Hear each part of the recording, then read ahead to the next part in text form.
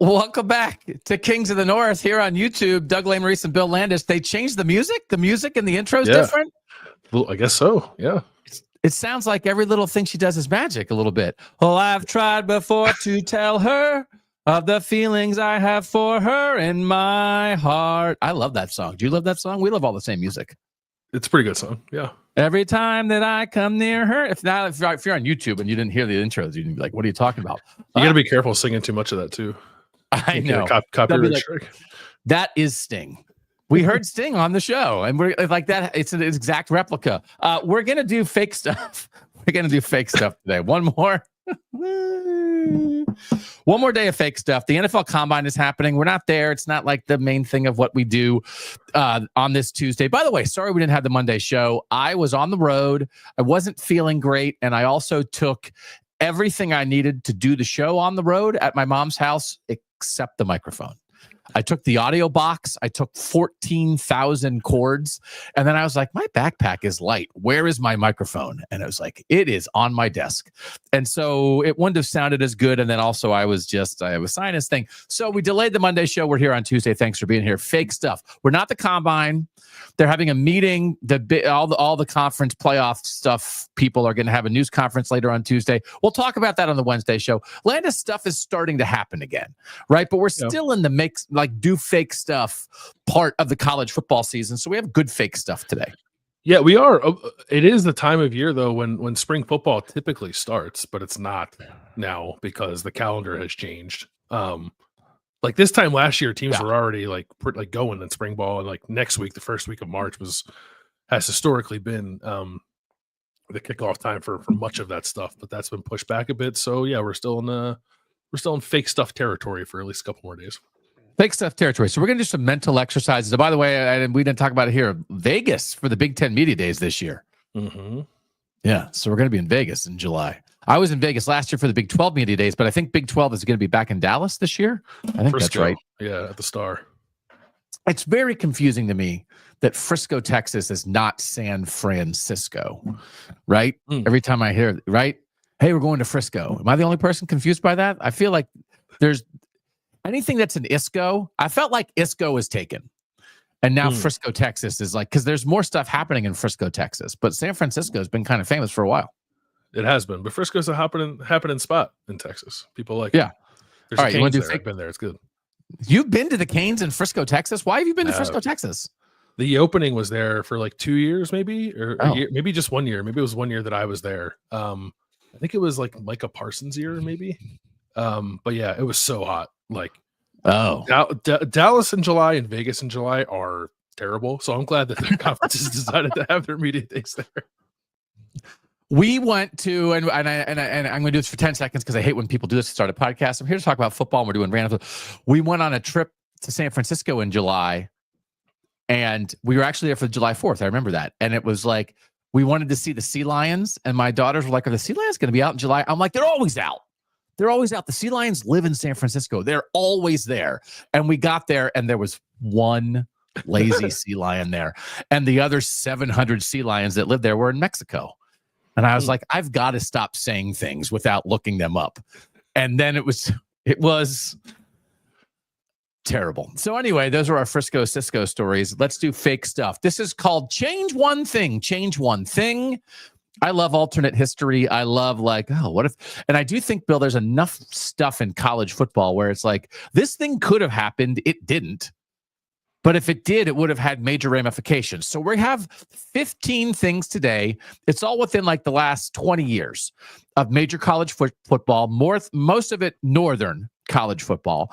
But we're just going to say, like, if this thing had happened differently, what would the ramifications have been for everybody involved? And what would have been the butterfly effect of stuff? I like Change One Thing because it's going to be us talking about things that matter. It's not just like completely made up, because it's things that are affecting us today, and I think it'll allow us to think of things in a different way.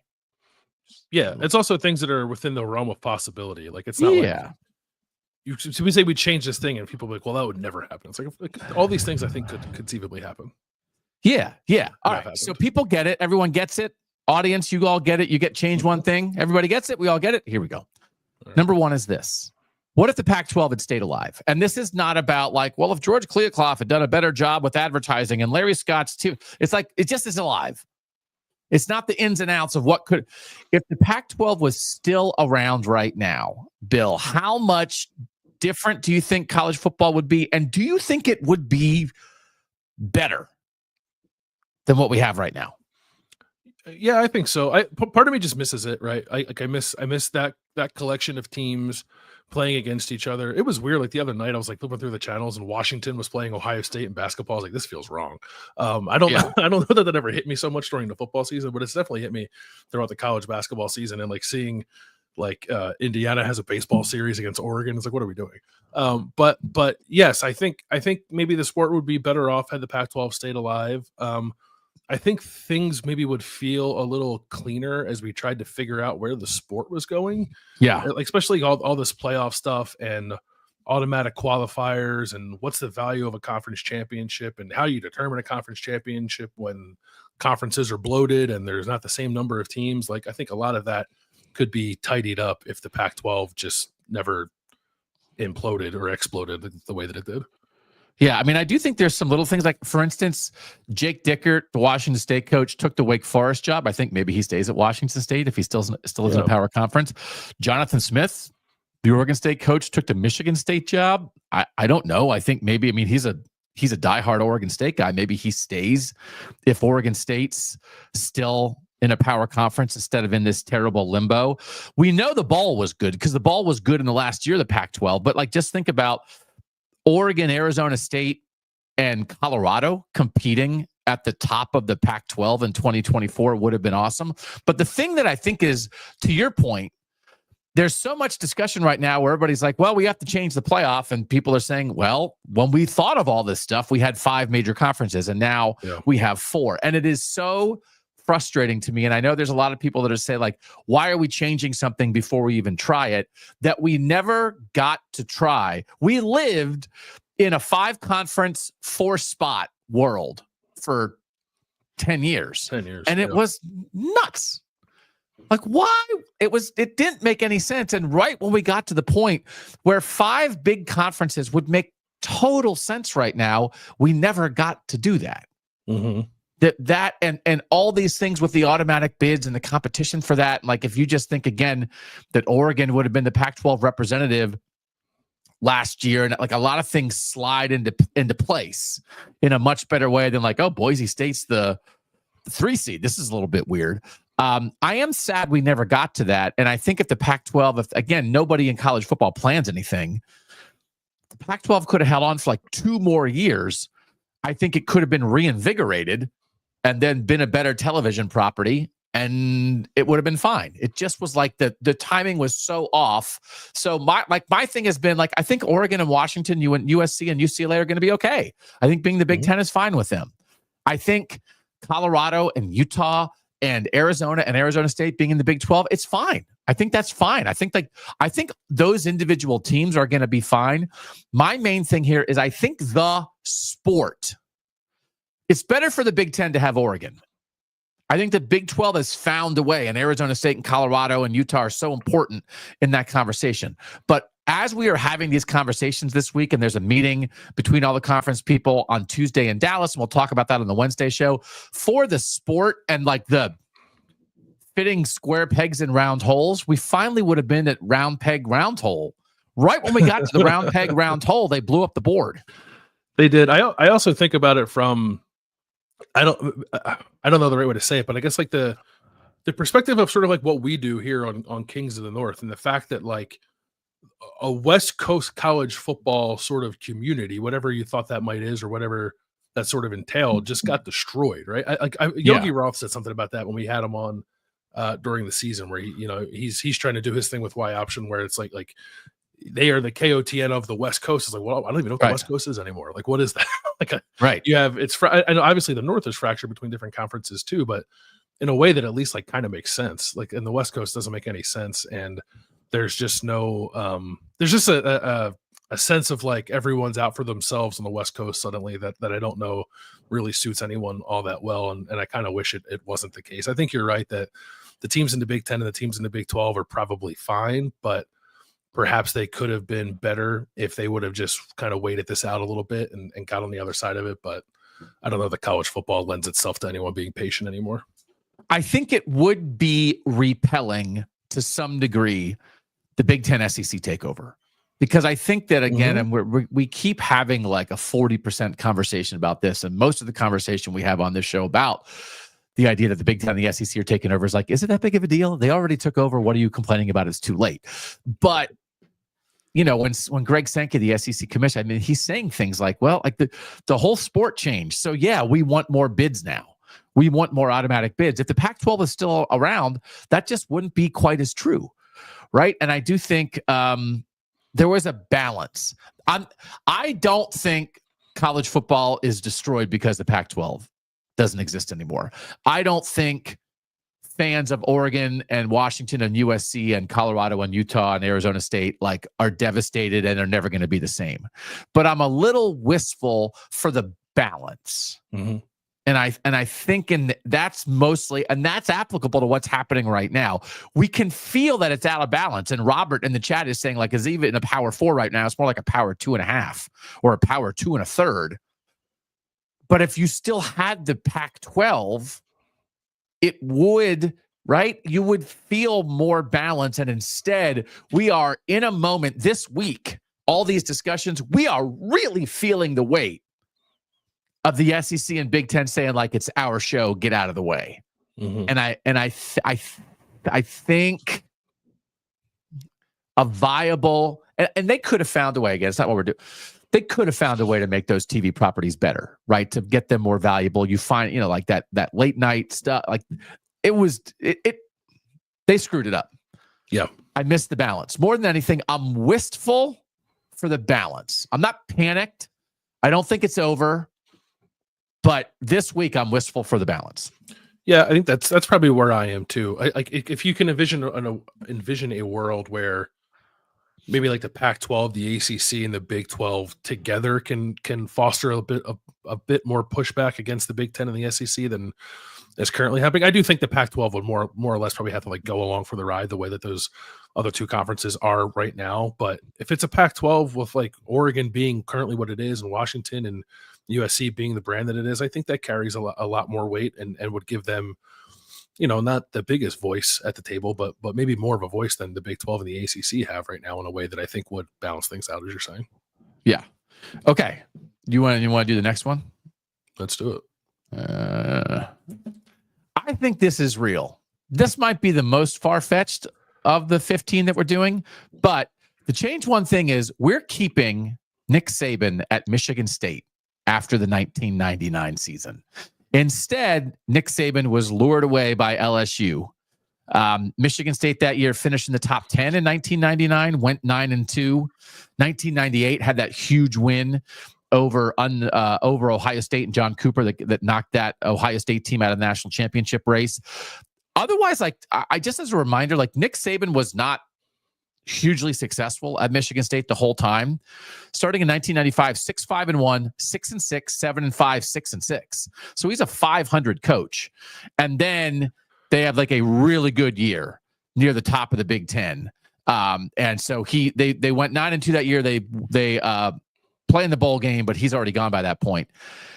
There's some stuff you go back and read stories. And again, a lot of times when we have discussions like this, Bill, we're standing on the shoulders of the people who've done the research on these kind of things. Yeah. That there was like a bonus that he needed to be paid that maybe like they were a little like not super fast on paying it. And here's the thing why I don't think this is completely far-fetched. Okay. Because the next time that LSU was sniffing around Michigan State's head coach, Michigan State was like, fine, we'll make you one of the 5 highest paid coaches in college football with Mel Tucker. Yeah. Right. This exact thing happened 20 years later. And Michigan State responded and was in a point to respond and said, we're not letting you go. And they were able to do it then. What if they had been able to do it with Nick Saban in 1999? What does it look like? And let's just operate under at least for a little while, that they could have, that they did. They just sold out. He's from West Virginia. He had coached a bunch in Ohio. He's a son of the North. He's not a son of the South. Are we changing the fabric of college football for the last 25 years if this happens? Well, yeah, you are but not from the perspective of like suddenly Michigan State becomes a juggernaut necessarily. It radically changes what the SEC became, right? If Nick Saban doesn't do that, but I guess you could also say, because I was unsure of how many years there were between Nick Saban and Mark D'Antonio. There were 7, I think. So like Nick Saban could have hung around at Michigan State for like another 10 years and then gone to Alabama and did what he did, I guess. Like that's not out of the realm of possibility, but it would have pretty drastically changed things. Do you think we could have kept him in the North then, though? What if the result of Nick I think he would have gone to the Saban, NFL. I think if like Nick Saban hangs at Michigan State and is good, he tries to go back to the NFL. But the one thing he has said, and I think he said this in the last couple of years, is his regret of his career is leaving LSU. Mm-hmm. Like why not just he had it rolling at LSU. He won a national championship at LSU. Why did I leave that? And I think there's a part of his head that thinks, why did I ever leave college football? I'm better in college football. I shouldn't have gone to the NFL at all. Because here's part of this. I don't think the idea is that Nick Saban stays at Michigan State and has a 25-year run at Michigan State. Although you know what Michigan State has in its athletic department? A Hall of Fame coach with a national title who stayed for 25 years and could have taken a million different jobs in Tom Izzo. So if they could keep Tom Izzo, is it so crazy that they could have kept Nick Saban? I don't know. It's not like Michigan State's not Northwestern. Yeah. Like Michigan State, what's the difference between Michigan State and Clemson? Actually, there was a time when people made fun of Michigan State and Clemson hand in hand for sort of not being able to get over the top in big games. Mm-hmm. So if he stays in 99, if they can pay him to stay, could he have established a Northern superpower at Michigan State? B, if he's in the North and is a son of the North and jobs are opening at Ohio State when they hired Jim Tressel, at Penn State, whether he would have wanted to go in there right after the Paterno stuff, maybe not, but at some other time, could he have wound up at one of the blue bloods in the North? What if Michigan at some point was why are we trying to get Rich Rodriguez? Nick Saban's been winning at Michigan State for 15 years. Let's get him. You just kept that they would have kept. He was the defensive coordinator for the Browns. Mm-hmm. Why is he at Alabama? And now this is getting into the thing of how much of the success was it because he was in the SEC? They had the access to the most good players. That's why he was good. Or could Nick Saban have been a great all-time head coach and won multiple national championships at a Northern program in the 2000s? Yeah, I don't know that he could win multiple national, not at the same level he won in Alabama, but I think we were starting to see some of what he was going to become at the end of at Michigan State. That draft class immediately after he left, they had 7 guys drafted.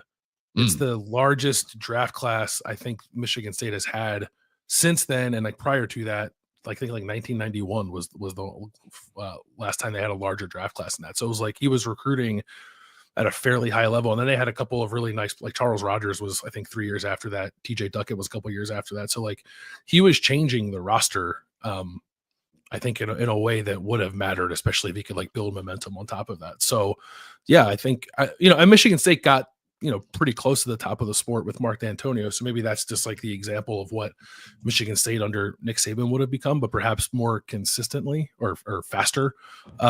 But there's a world where I think that happens. Yes, I don't think that Nick Saban would have stayed at Michigan State and just been 8-4 every year. I think he would have been a double-digit win guy who was pushing for Big Ten titles, and maybe he would have had Michigan State in the BCS conversation a couple times. How about in 2005? It hasn't worked out for Tyrone Willingham at Notre Dame. They hire Charlie Weiss. What if instead they hire successful Michigan State coach Nick Saban? Right? This is. He was going to he was going to get hired by one of the 10 best programs because he's awesome. But could he have been? So who would be the programs in the North that would have interested Nick Saban, who, by the way, is a former Ohio State assistant? Yeah. Could he have been interested in Penn State? Could he have been interested in Ohio State? Could he have been interested in Michigan? Could he have been interested in Notre Dame? And then could he have done a version of his LSU. And here's the thing, like what he built then at Alabama, I mean, he turned it at LSU quick, right? And are we sure, like, is LSU like that much more at that time, that much more set up to succeed than any of those Northern Blue Bloods? This is the kind of thing, like, this is as much as we can go down the line. I have a couple of these in this discussion of like, oh, well, the South has been awesome. The North sucked. It's like, I just feel like there are a couple things you can change, and it's like it would change our perception. It doesn't mean the South still wouldn't have been better than the North for the last 25 years, but I think our perception of it would have changed. And I think it starts with keeping this son of the North in the North. And I don't think it is pie in the sky. It never would have happened. I don't think so. No. And I think, don't you think the Tucker proof is like if Michigan State had been 25 years earlier on, you're not stealing our coach. Did you look, by the way, how much money we're talking about?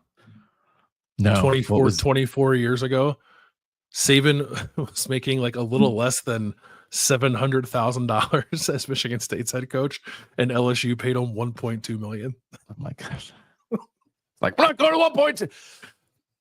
1.2. There's just some rich guy in East Lansing who's like, what are we doing? 1.5, whatever he wants, who cares? Right? Okay. Now they should have done it. Now this is a slam dunk. I said originally, like, this might be the craziest. This is the most realistic. If somebody in East Lansing had gone to 1.4, he never would have left. We're just matched. We're just matched, right? It's $600,000 is what the North was unable to pay that allowed the South to become the dominant region in college football for 20 years. For real, it was such a quaint time. It's like, hey, Nick, I hope you're enjoying that country club membership. Check out the new driver in your golf bag in your locker. Yeah. It's like, oh man, Michigan State got me a new Ping driver. I'm staying. My God. All right. Could have been. All right. This one's closer to home. I don't have a ton of these, but this is last year. This is BYU beats Arizona State last year. Now, BYU had the ball for a final drive. They lost 28-23, and they just like didn't connect on a little slant. I don't know if it was the route. I don't know if it was the throw, but Jake Retzloff ended up leading the receiver a little bit too much. Arizona State intercepted it, ran it back like 60 yards, kind of put the game away. But what do you think it would have meant? So, like, all that is this. If BYU beats Arizona State, BYU's in the Big 12 championship game. Right. So now we're talking about what could BYU have done with that if they had made the Big 12 championship game. If they win the Big 12, what might they have done in the playoff? But the thing I'm most interested in is applying this to 2025. What if this was this? It's the same BYU team, the way we're thinking about BYU for 2025, but they're a playoff team. Right. But they're a Big 12 championship team. And I think they're like a missed slant with 3 minutes left away from potentially being that. So this is a little more direct, but what do you think of this?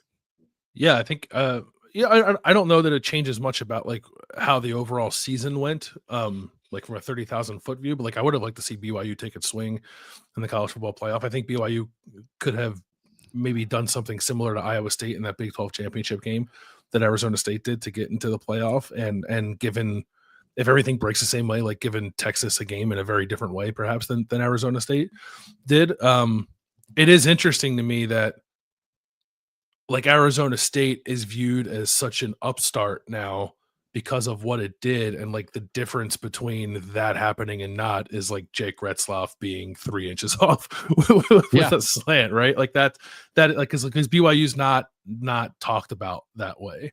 Right. Like people are aware that BYU had a good year, but I don't think anyone's like watching out for BYU in the Big 12 this year. But I mean, everyone else, most of the conversation is like Arizona State's building something. Look out, here they come, and it's like, oh, and that's not off base. But it's just funny to me how that conversation could very quickly change with one play in this game. Yeah. Kenny Dillingham got an extension in January because Arizona State made the playoff. And I think this is always one of those, you live outside the bubble. I like my bubble. I have a sword in my bubble. I feel like I've been getting the swords out lately. I'm not as angry. I'm not as angry in the offseason. Now I'm holding it like a javelin. I'm not as angry in the offseason, so the swords don't come out, but I don't only want to, I hit the light. I don't only want to wave my sword in anger, right? sometimes I want to wave my sword in celebration. So I need to remind myself to get the swords out in the offseason. There's just a lot happening that, like, what if Kalani Sitake we think Kalani Sitake is great, right? We talk about Kalani Sitake. We think he's great. Do other people talk about him? Like, I feel like Kenny Dillingham's like the new hot young guy on the scene, but what if national college football was viewing Kalani Sitake the way that we view him? So you're out in the world, I'm in the bubble. Does he get a lot of respect nationally, do you think?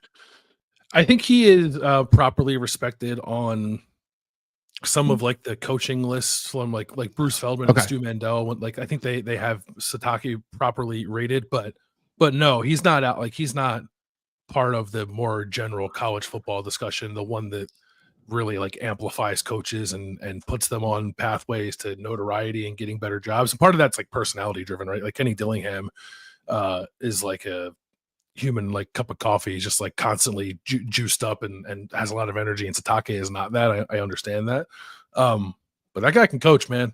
he's a really good coach, and I think Kenny Dillingham is too, but also Kenny Dillingham is what, like 22, and Sitake is almost 50, so that doesn't help either.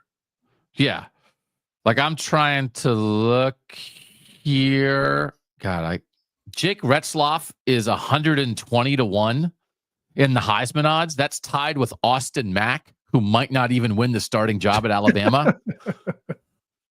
That's tied with Mikey Keene at Michigan, who Bryce Underwood might take that job. That's tied with it's literally tied with some people who I don't even know who they are. Like, if BYU makes the playoff, I think Jake Retzloff is like 20-1 to win the Heisman right now. And what's the difference? It's like 3 inches on a slant. So that's just, I do think this is a little bit of a conversation to me, and we've already sort of had this. It's like, I just like, watch out for BYU. Like, there's a lot there. They lost a couple guys that matter defensively, but there's a decent amount back, and they are 3 inches from, I think they're 3 inches from being a playoff team. So as much as they were in the mix all year and they were undefeated and people were talking about them, imagine if they had done what Arizona State did, and they could have. I think they could have.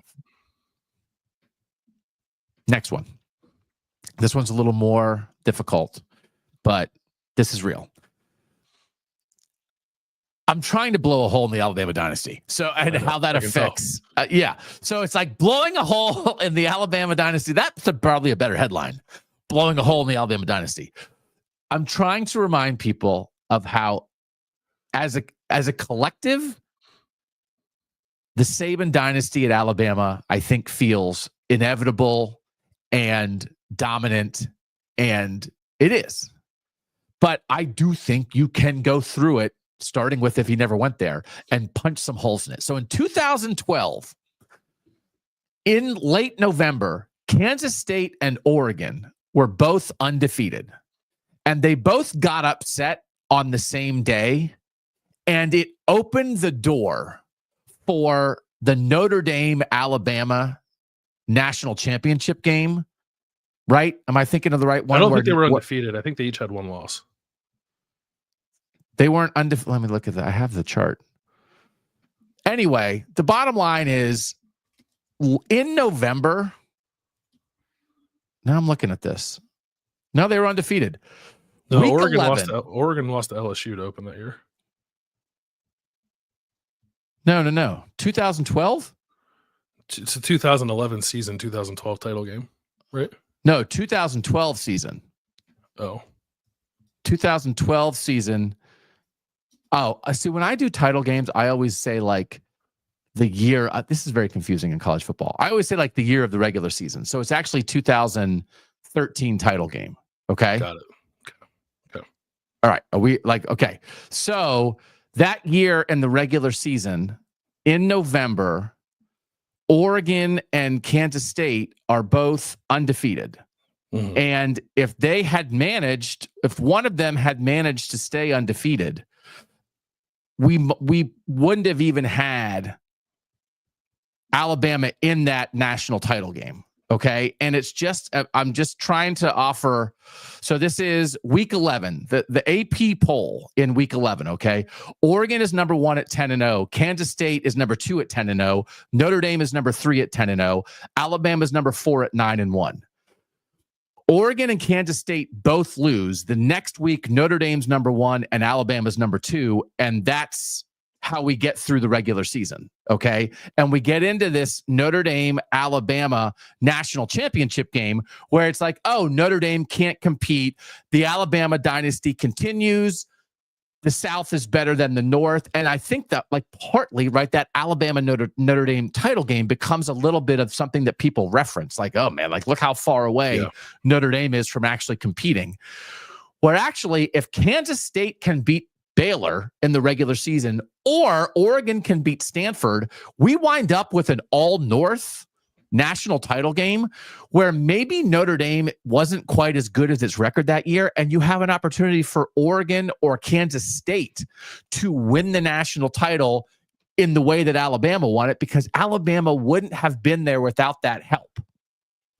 And can you imagine, Landis, because again, for our purposes, over a 25-year period, the North won 2 national titles until they won the last 2. It was Ohio State in 2002 and Ohio State in 2014. If in 2012 we had shoved in there a national champion of either Notre Dame, Oregon, or Kansas State, I think it would somewhat fundamentally alter our view of Southern dominance of the last 2 decades, and we would at least take one of Saban's national titles away. I think that's right. The Notre Dame national title loss to Alabama is definitely like a reference point for Southern dominance of the sport. Yes. For anyone in the South who like wants to trumpet that dominance, yes. But even like for Urban Meyer, like it created Urban Meyer's Ohio State that game too, because that was like Urban always tells the story of being on the field at that game, seeing how large Alabama was, and thinking to himself like, when I get back into this, we got to be a bigger team.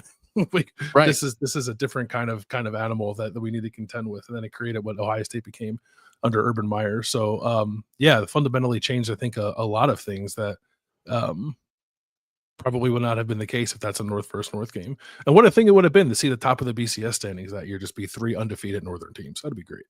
Yeah. Instead, so Kansas State they were going into the weekend of November 17th. Kansas State is number 2 in the country.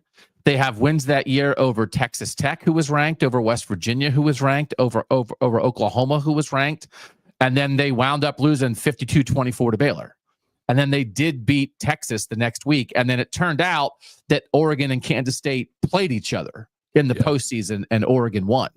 But the point is like getting the opportunity to get there. And that same weekend on November 17th, Oregon's number 1, and they lose 17-14 in overtime to Stanford. And do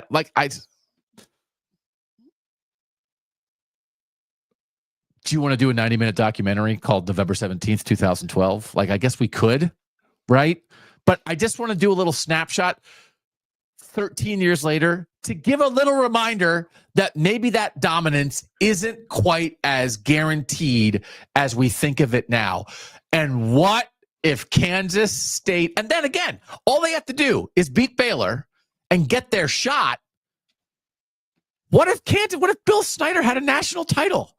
What if all these things, I have a Kansas State banner behind me. It's like, oh, you mean the national champion Kansas State Jayhawks, right? Who won one in in modern history that people remember? How fundamentally does that change a program like Kansas State? A lot. I'm getting mad. Yeah. You are getting fired up. I like it though. Changes Kansas State a lot. I think Oregon, because when did Oregon lost to Auburn? When was it 2 years before that? 2 years before, yeah. So like Oregon being on the national title stage twice in 3 years, whatever that was. Like even if they don't win, that changes like the perception of that program too. So a lot there. There's a lot there. Baylor. Does Chip Kelly stay? Yeah, I don't know. At Oregon, if he wins the national title that year, because that's his last year at Oregon, and he goes to the NFL off of that. So maybe he would have gone out on top, or maybe he would have been like, man, I got a good thing going here. I think he probably would have gone to the NFL either way. Okay. But I think a better maybe a better likelihood of keeping him if you demonstrate an ability to actually win a national title. But it seemed like Chip was eyeing the NFL no matter what. It is interesting, and I think it's some program. Oregon was number one all year, and obviously didn't win the national title. And we'll get to that in a second. But Oregon's never won a national title. Mm-hmm. And how much, as much as they have earned people's respect as a program right now, with their coaching, with their recruiting, with their abilities to bring guys into the transfer portal, with their NIL program, everybody knows Oregon's good right now. But it's still something you can throw at them. Like I've seen opposing fan bases on social media throw that at Oregon. Oh, you don't have a national title. What if they had a national title? It would blew up their blue bloodness, right? Yeah. So they're right on the cusp of it, it feels like, but that's the thing that's holding them back is they don't have that to point to. Yeah. And I also just we have a smart, loyal college football audience here. I just want to make sure people are like, hey, remember in 2012 when Kansas State or Oregon very easily could have been in the national title game against Notre Dame? And that's something that 1,000% super easily could have happened, and it didn't. Or it could have been if they both keep winning, maybe that's the national title game. Kansas State, Oregon is the national title game. Holy moly. I think it changes everything. Anyway, okay, sorry. Change this. Last one before the first break. If this is just a 4-team playoff still this year, if 2024 is still a 4-team playoff, this is an obvious one, but that doesn't mean we shouldn't talk about it. And I guess my first question is, are we sitting here this offseason talking about the national champion Oregon Ducks? I mean, quite possibly. Do we think the final rankings would have had like rematches of the conference title games? Do you think they would have finagled that to avoid it in the semifinals? Maybe. So it definitely, Oregon would have been the 1 seed, Georgia would have been the 2 seed, Texas would have been the 3 seed. That's what the rankings said. Yeah. And then Penn State, Notre Dame, I think if it's a 4-team playoff, I think it's more of a discussion there. So I don't think it's guaranteed. Like Penn State was the 4, Notre Dame's the 5. I don't think that guarantees that Penn State would have gotten in ahead of Notre Dame this year, but it would have been one of those two. And they wound up meeting in a semifinal. Instead, they would have been fighting over the final spot. Yeah. So I think whether it's rematches, I mean, I would finagle it. If I was on the committee, I'd be like, come on, guys, let's just mix this up a little bit. So I guess my point is, I think you can very strongly make a case that whether it's Penn State or Notre Dame in that last spot, that Oregon would have been the best team of those final 4. Do you think that you can make that case, or do you think somebody else would have gotten them? No, I think they ended up just finding themselves a pretty bad matchup, I think, against Ohio State in the Rose Bowl, which wouldn't have been a consideration here. Like, I think Oregon is better than Georgia. Oregon beat Penn State on a neutral field, and I think Oregon was more balanced and better than Texas. So however that shook out, I would have been picking Oregon to win that 14 field for sure. So yeah, I do think we're probably looking at the Ducks with the national title if we had a 14 playoff this year. And then is Dan Lanning at the top of the sport? Is Dan Lanning the new? Yeah. Especially if he would have beaten Kirby along the way. Yeah. Yeah.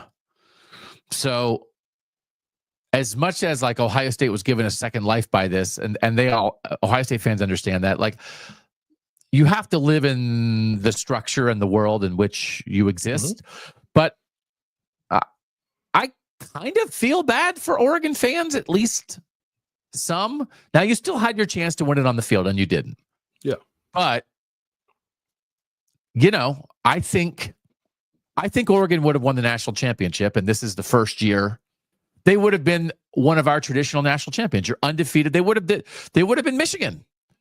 They would have been an undefeated all year. They're the best team in the country. Maybe people have some questions about them, but then they go into the playoff and prove it national champion. And instead, it's kind of like, oh, you were undefeated all year and lost your first playoff game. So you still had your chance, but again, this is an obvious one. Would Ryan Day have his job? Yeah, I think so. Okay. I think so. Yeah. I don't, for as much as we talked about that after the Michigan game, and I actually think it was a worthwhile conversation. I don't know that it was ever actually on the table from Ohio State's decision makers. I think he would have been maybe coaching for his job this year. He would be, if Ohio State had not had the opportunity in a 12-team playoff to win the national championship, he would be number one, I think, on every hot seat list this offseason. That's right. Yeah. Right? Do we agree with that? Yeah. So circumstances matter. I don't think, because I think part of the conversation around Ohio State and whether Ryan Day would retain his job was like, okay, now that Ohio State's lost to Michigan, and now that you're still in the playoff, if you don't do well in the playoff, it's another data point of like, maybe you shouldn't be the coach here anymore. Whereas if you just had lost to Michigan and that was it, you would have a bowl game, but it's not the same kind of data point. So I do think if Ohio State had lost to Tennessee, I think it's very possible Ryan Day wouldn't have his job. I think that's, but if it was only a 4-team playoff and you didn't have the chance to go in and lose a home game in the first round of the playoff, then maybe we don't get to that point. But anyway, this is an obvious one, but it's a big change. Oregon, national champion. We're here to talk again. Bill, Oregon only has 10 of their top 30 back, but Dan Lanning is the best coach in college football. They have all the momentum of this. I think we're looking at an Oregon mini dynasty here. Right? That's the conversation. Yeah. You could see me saying that. Yeah. It's the kind of thing I would say. It's kind of thing I would say. Seize the moment and then get hyperbolic about it. Okay. 10 more. Change one thing. How does it affect the future of college football? We'll be back with more of that right after this on Kings of the North.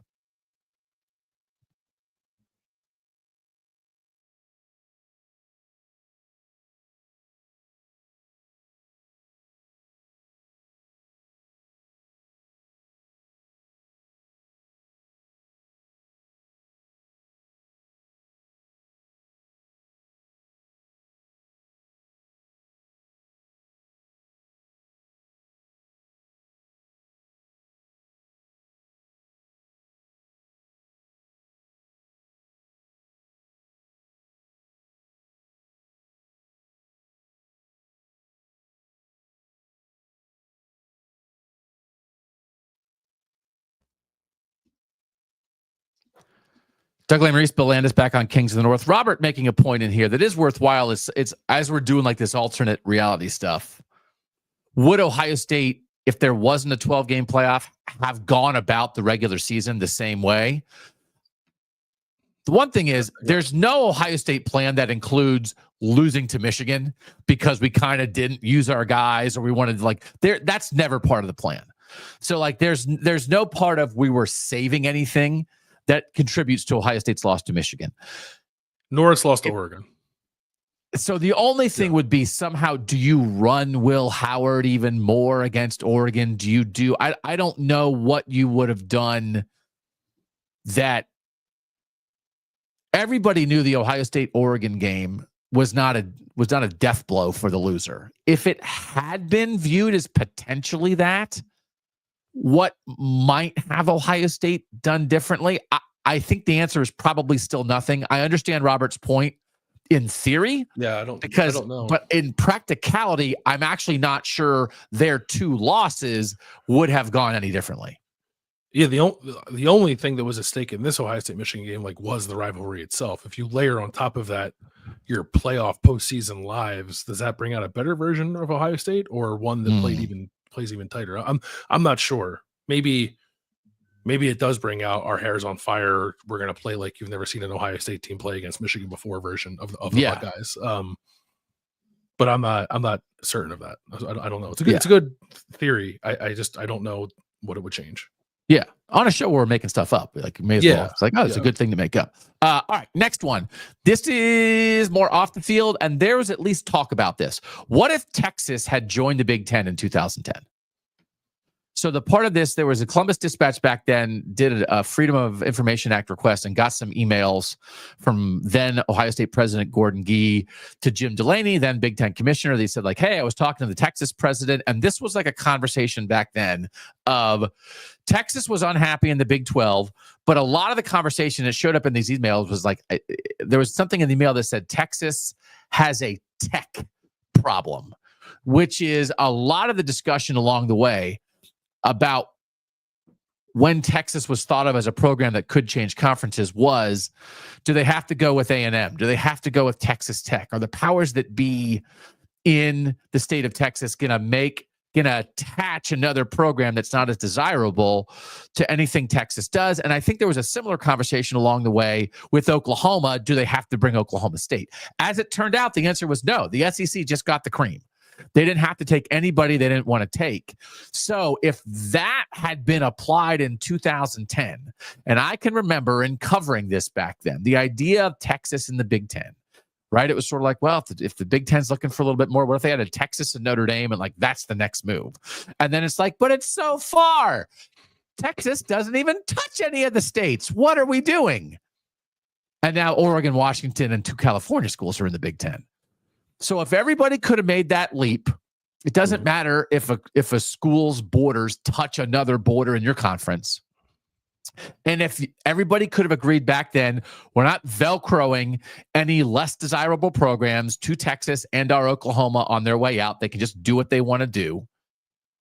I think you then, if you change the thinking and you change that reality, I think you vastly increase the chances of Texas actually making a Big Ten move back then.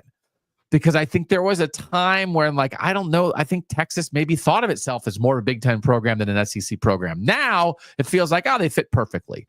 But certainly Texas was linked to the Pac-12 at times. They were linked to the Big Ten at times. And they were linked to the SEC at times. They don't really have a singular natural home. Their singular natural home is the Southwest Conference or the Big 12, and they didn't want to be there anymore. So I do think it could have happened. Much like the Tucker Saban thing. Given what happened after the fact, I think we now can look and say, if you just had thought that way before, maybe you could have done it earlier. So if it happened, Landis, holy moly, what would college football be like if Texas was in the Big Ten? How fundamentally different do you think it would be? Like, I don't know. It's like the Big Ten already makes a boatload of money in its television contracts. Like, I don't know that Texas changes that reality all that much. I guess like Ohio State would have like another program that swings a pretty big stick when trying to determine the future of the sport that, I think it has now with Oregon and Michigan and USC maybe to a lesser extent, but Texas, I think, is like a different animal when you're talking about that kind of stuff. So maybe it changes that, but I don't know that I view the Big Ten as operating from like a rung down from the SEC anymore anyway, even with Texas in the SEC. Yeah. So I don't actually know how much it changes of the world we're living in currently, other than getting some cool Big Ten matchups that include Texas. There was a time in this era where all sports writers did was play the what if realignment game. And it got exhausting after a while. It was like, what if Kansas did this? What if? So doing this retroactively, I think it's possible that if the Big Ten had Texas, because why did the Big Ten add Oregon, Washington, USC, and UCLA as an answer to the SEC adding Texas and Oklahoma, right? So if they already have Texas and also maybe Oklahoma comes along, I think maybe the Big Ten doesn't have to go west. So the Pac-12 still exists. And then I also do think probably Florida State and Clemson are in the SEC by now. That if the SEC can't add Texas and Oklahoma, they add the teams that are a little more naturally the best football programs in the South. And I actually think what might happen is if Texas joined the Big Ten 15 years ago, what happened to the Pac-12 would have happened to the ACC, and the Pac-12 would still exist, and the ACC would not. I buy that. Because the ACC is trying to splinter. Right. But it's sort of like nobody really wants Florida State and Clemson. So they're like, I guess we'll stay if you give us a little more money. So we'll stick around. But I think it's like maybe if we were going to get to this point, or maybe, as we said, maybe they just find a way for all 5 to stay. And then it's also, if the Big Ten's not going west, but they went southwest to get Texas, and then the SEC kills the ACC, I don't know. Do we wind up in a world where like Pitt and Syracuse and Boston College work their way? Bring back the Big East. Bring back the Big East. Bring back the Big East, or they work their way into the Big Ten. Like now the Big Ten's not going all the way west, so it can lean a little more east. I do think, I don't know. Here, the bottom thing would be this. I don't know that it would fundamentally change the Big Ten, and I'm not sure it would fundamentally change Texas. I think it would fundamentally change the SEC, because Texas was this big prize that winds up fitting in the SEC pretty well. And if they didn't get them, I don't think there's an equivalent school that they could have gotten to match it. The SEC, the Big Ten didn't get Texas and then sort of matched it by getting USC and Washington and UCLA and Oregon. But I do think this hurts the SEC if they don't get Texas. Yeah, because the only program that was out there that would have made similar waves is like Notre Dame. But like Notre Dame wasn't going to join the SEC. No. Although that's a heck of an alternate reality. You want to throw that one in there? We can throw that in. But again, like there's no proof of that, right? There's actual this is like this was a discussion. This was a discussion for a while. So that's why we threw this in here. So I don't know that it changes the face of college football, but I do think it hurts the SEC a little bit, which interests me. So anyway. That's what all these are, by the way. It's just Yeah. It's just you finding ways to poke holes in the SEC legacy. Yeah, you're welcome. I have a sword. Sword time. All right, this is the next one. I hit the light again. 1999, if Oklahoma doesn't hire Bob Stoops because Iowa hires Bob Stoops instead of Kirk Ferentz. And for this reference, I would direct anybody to an excellent athletic article that Scott Docterman wrote. It's like a oral history that he wrote. It is gigantic. It is super long, but it is super interesting. He wrote it in 2018, and you can find it. And the bottom line in reading Scott's story about this is that Bob Stoops, huge Iowa ties. There were kind of like 5 candidates when Hayden Fry retired. He kind of retired unexpectedly, and there were 5 main candidates, and really it was only 2. It was really Bob Stoops or Kirk Ferentz. Kirk Ferentz was an offensive line coach in the NFL. Bob Stoops was the defensive coordinator at Florida. And everybody knew like Stoops was like the hot candidate who's going to jump to a job. But basically, as you read Scott's story, Iowa slow played Stoops a little bit and he got ticked off and he still interviewed with Iowa, but he kind of knew he was taking Oklahoma by the time he interviewed with Iowa. But if Iowa had said, Bob Stoops, you're our guy, maybe they could have got him because he does have huge, he played at Iowa, right? They're an Iowa family. Mm-hmm. And then once Stoops, I think the timeline was Stoops interviewed at Iowa and like took the Oklahoma job the next day. So actually by the time Iowa hired Ferentz, Stoops was off the board.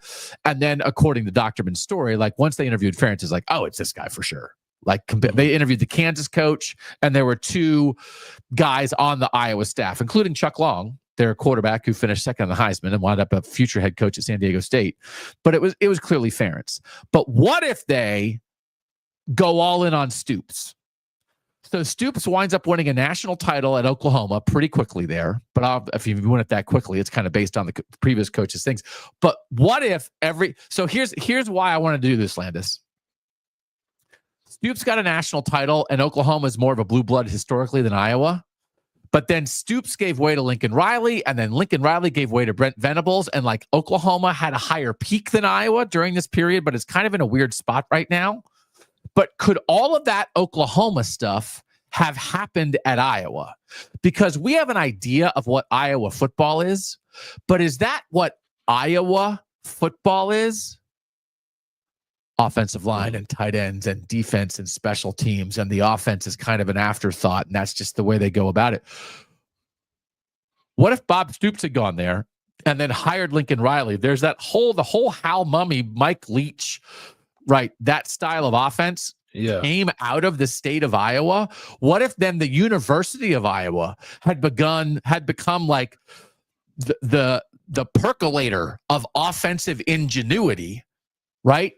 Because I think we think to ourselves, well, that would never happen at Iowa. But why do we think that?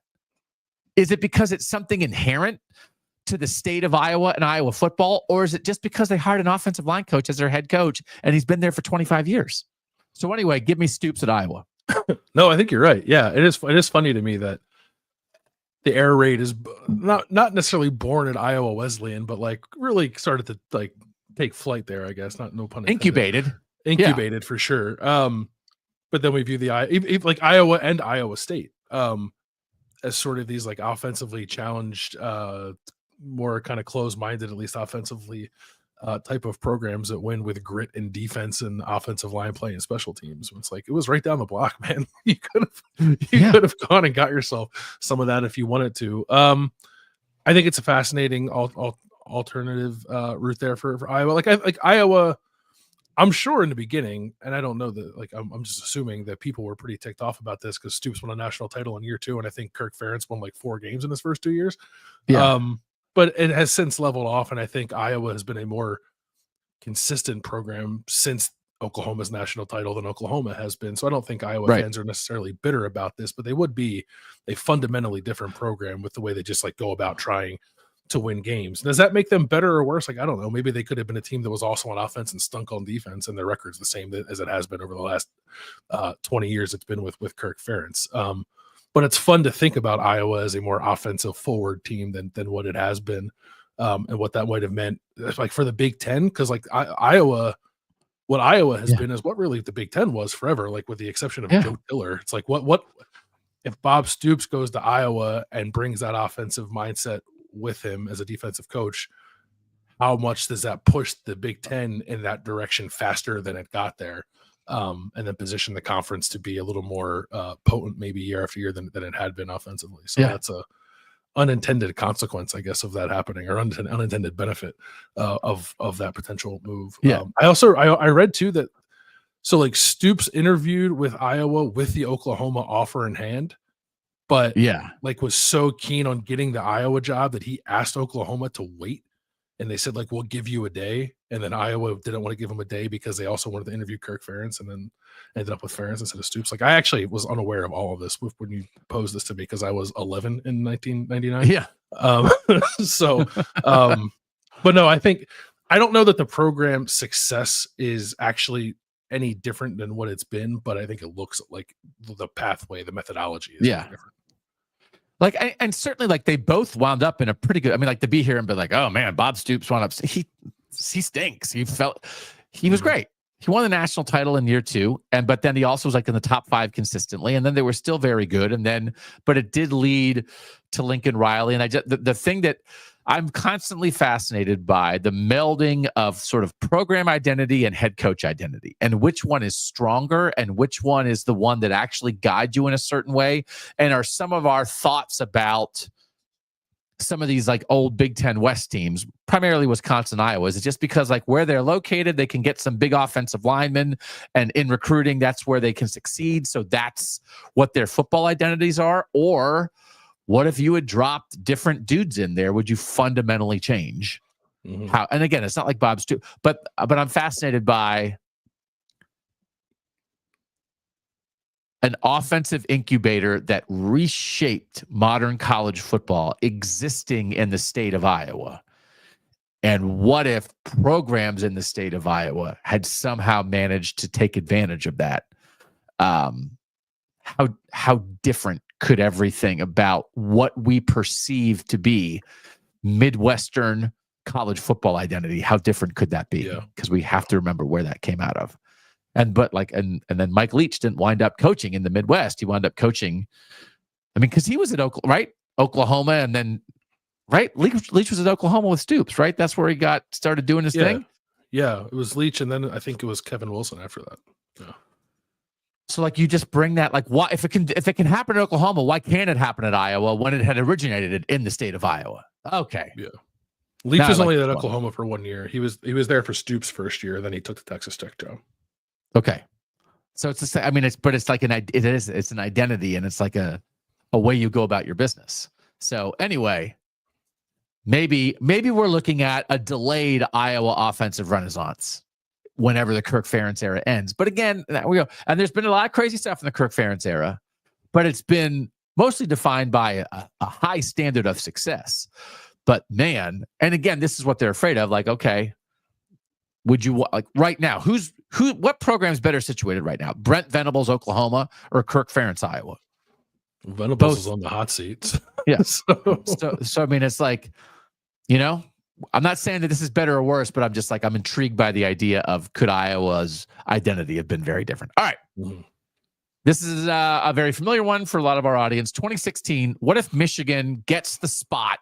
Ohio State doesn't get the spot. JT Barrett on the 4th down run runs into the butt of his own tight end.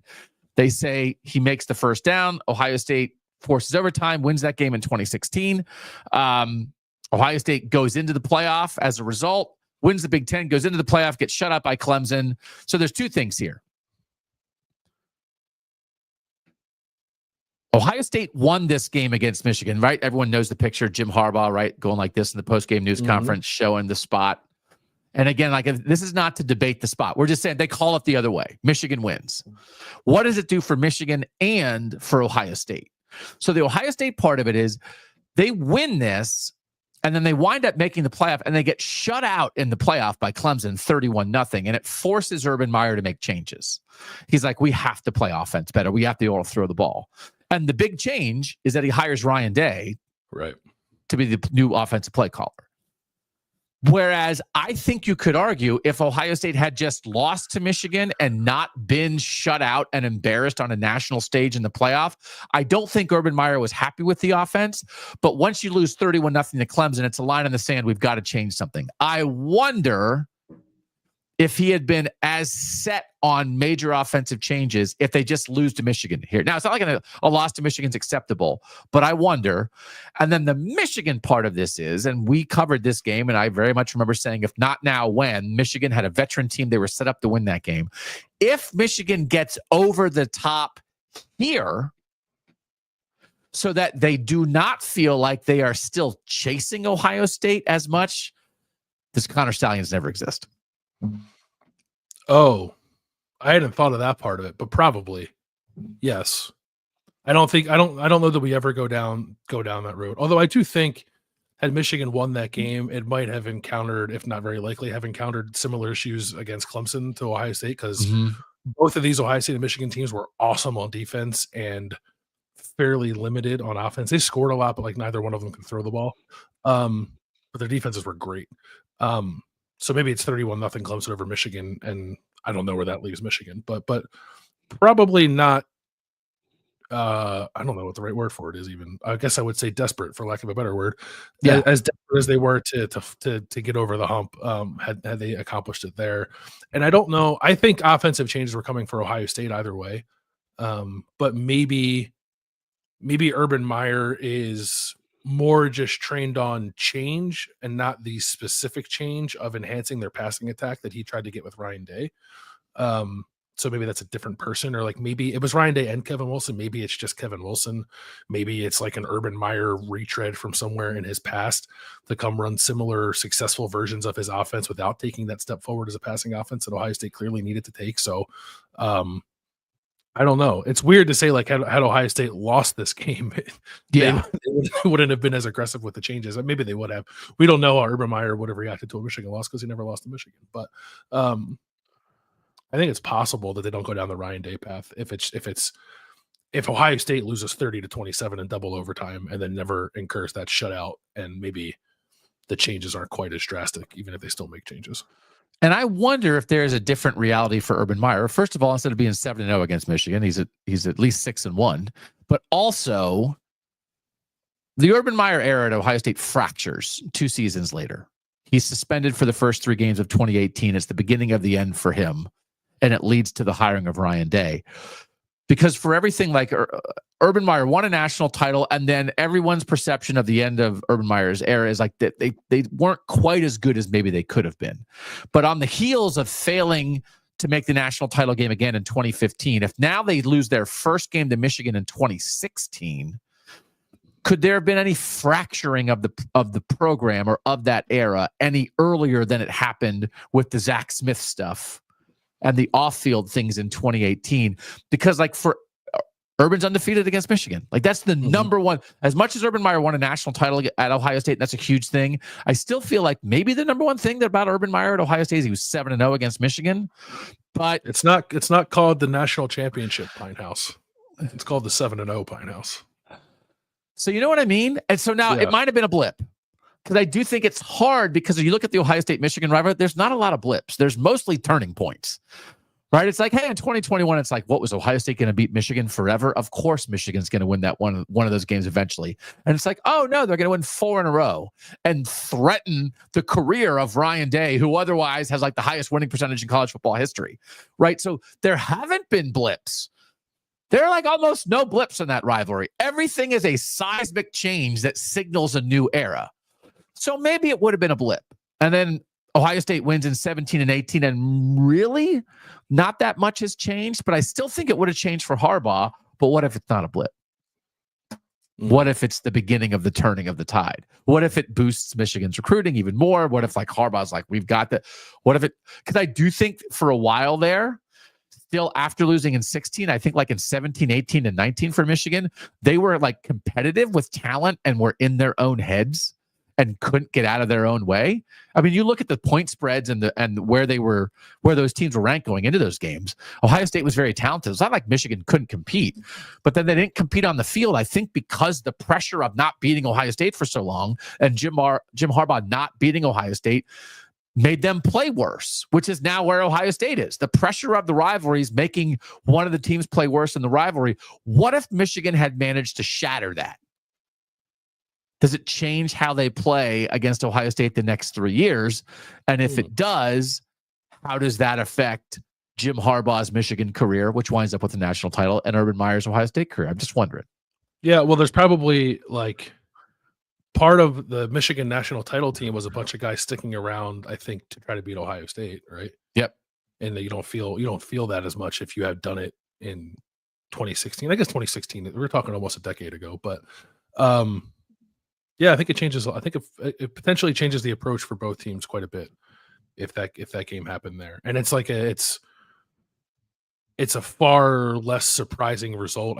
Not that losing to either is like palatable for any team in any circumstance, but it's like it's two top 5 teams playing double overtime and it came down to one score. Like that is different, I think, than some of the results that Ohio State has encountered the last couple of years, what Michigan was encountering before that 2016 game. Okay. Let's go to the next one. This is a Penn State one that is also related to Ohio State.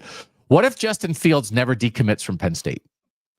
He was committed to Penn State, and then after his junior year, before his senior year, June of 2017, he decommitted. He winds up at Georgia for a year. He ends up transferring from Georgia to Ohio State, and then leads Ohio State to 2 playoff berths.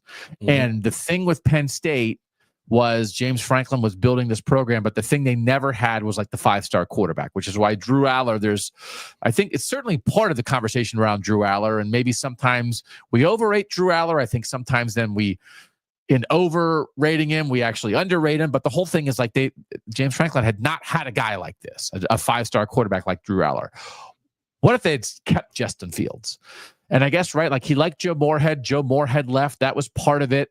But you just add in Fields to what was this like a defensive identity that was existing at Penn State.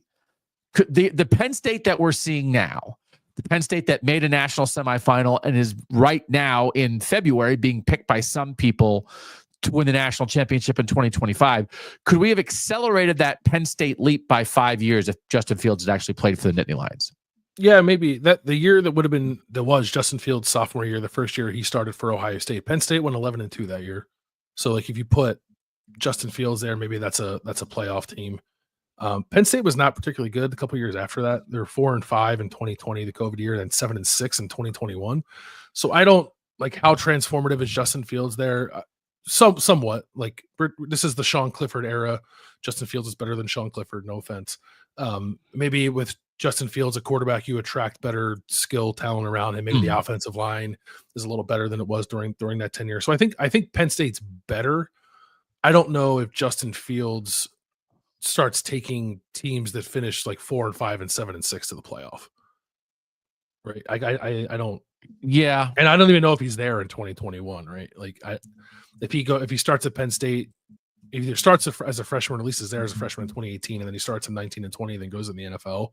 I don't know, but that 19 year is interesting because Penn State was good, probably a quarterback short, and still won 11-2 and 7-2 in the Big Ten. Yeah, and I do think like, is there something from a perception standpoint that when you get a guy like that, because I think we've talked a lot about how important. I mean, Dwayne Haskins was really important to Ryan Day, but then to stack Justin Fields on top of him, and it sort of, to some degree, right, did not the success of Justin Fields with a new head coach in Ryan Day help lead to C.J. Stroud and Quinn Ewers at least committing there, and now Julian Sain and Tavian St. Clair, that there's been sort of like Fields helped jumpstart the quarterback legacy of the Ryan Day era. What if he had done a similar thing in the middle of the James Franklin era? Yeah, but I think Penn State has become a bit more of a destination for quarterbacks with Drew Aller, playing there. So like it would have just sped up that process a little bit, I think. But I don't know. Drew Aller was class of 2022, so like what? So Justin Fields just leads to Drew Aller.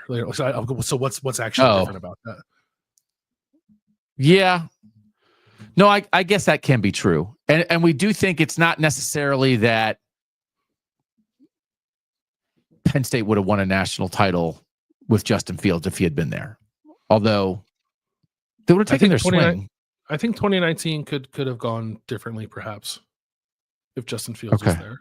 It's hard to say too. What like Justin Fields was excellent at Ohio State. We know what he had around him too. Like then that has to matter to the conversation. Penn State did not have all of that. Penn State was also going through. I think in the 4 years that Justin Fields was in college, Penn State had 3 offensive coordinators, so there was some of that going on too. So.